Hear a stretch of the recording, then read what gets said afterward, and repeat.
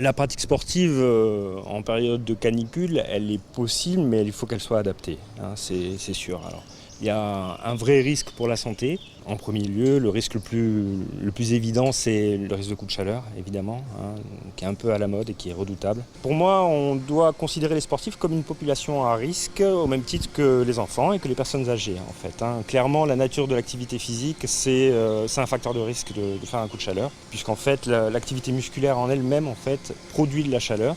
Et donc l'organisme doit lutter doublement contre la chaleur extérieure et contre la chaleur produite par l'organisme. Et quelles sont les préconisations en fait? Alors avant tout, c'est l'hydratation évidemment.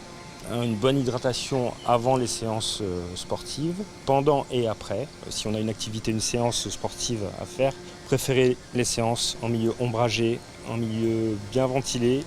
Idéalement, les séances en salle de sport climatisée, évidemment. La recommandation, effectivement, c'est d'éviter autant que possible l'isolement, hein, quand vous pratiquez, parce que, effectivement, c'est souvent l'encadrement ou l'entourage qui permet d'éviter un drame, quand même. Quand le coup de chaleur survient, souvent les personnes sont très mal, sont peu conscientes de ce qui leur arrive, et la première mesure, c'est quand même de les refroidir, et donc de les mettre en milieu frais.